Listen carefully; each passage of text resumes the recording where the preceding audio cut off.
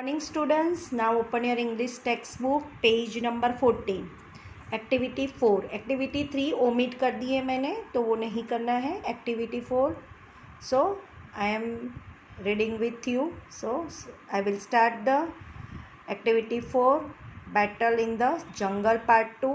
आपको मेरे साथ भी रीड करना भी है और आई विल एक्सप्लेन यू.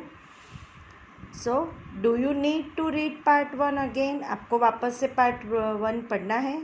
नहीं, बिकॉज हमने तो पढ़ लिया है and you will understand anything, है ना? You will understood.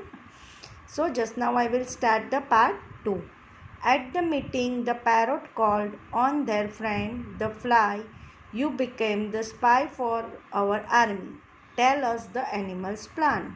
मतलब जो मीटिंग उन लोगों ने बर्ड्स ने डिसाइड किया था, तो उसने किसको बुलाया? अपने फ्रेंड फ्लाई मतलब मक्खी को, जो मक्खी होती है उसको, उसने उसका फ्रेंड को बुलाया और बोला कि आप हमारी आर्मी के खास क्या हो?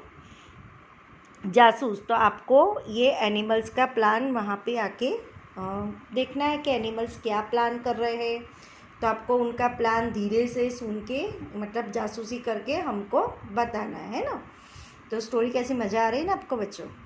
तो वेरी नाइस स्टोरी है ना. तो यस सेड द फ्लाई ने भी अच्छे से बोल दिया. Yes I will become the spy for our army. मैं आपका जासूस हूँ, तो मैं आपकी आर्मी का, हमारी आर्मी का जासूस हूँ, तो मैं सारी डिटेल्स निकाल के लेके आऊँगा और मैं बताऊँगा आपको.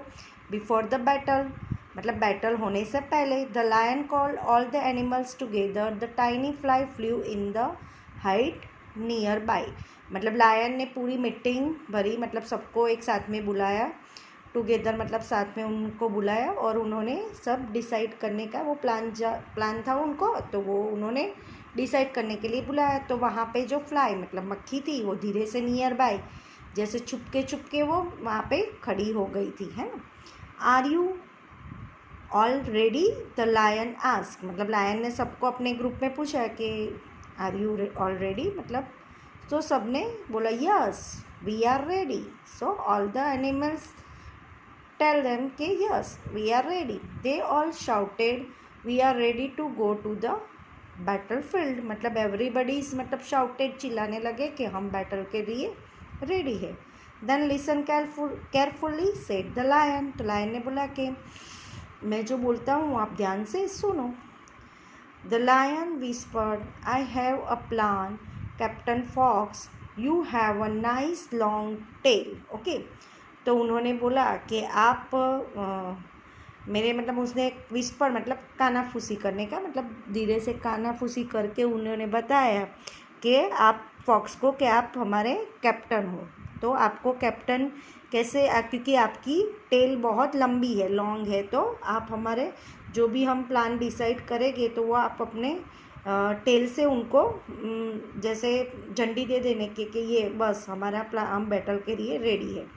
तो you will be my signal. तो आपकी टेल से आपको हमको सिग्नल देना है.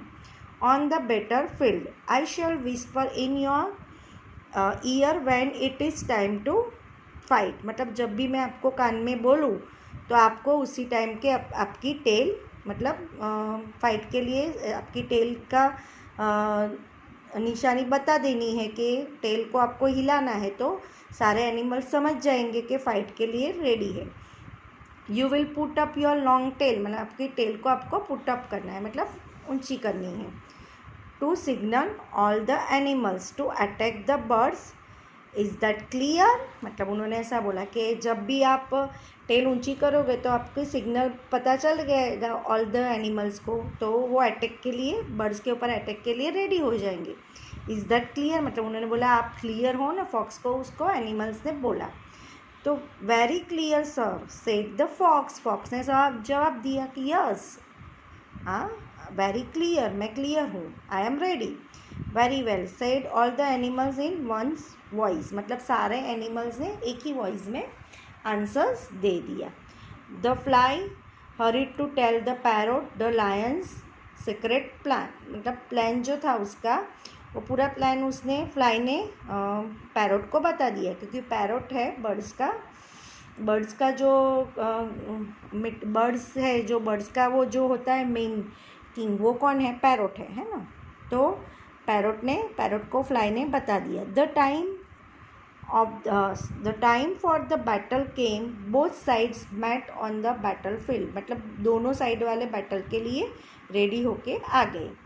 सून the lion whispered to the fox, 8 times, put up your tail.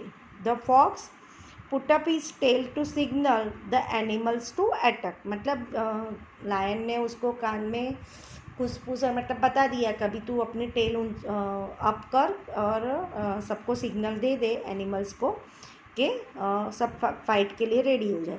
But the parrot was ready, parrot भी रेडी था।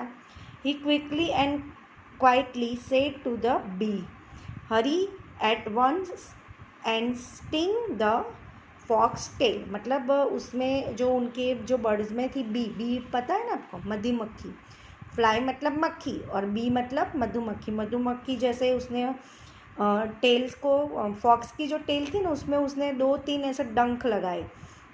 तो मधुमक्खी के जो डंक लगने के बाद वो टेल उसकी क्या हो गई? ऊंची नीची, मतलब जो उसको सिग्नल देना था वो सिग्नल दे नहीं पाया और उसकी टेल इधर उधर हो गई।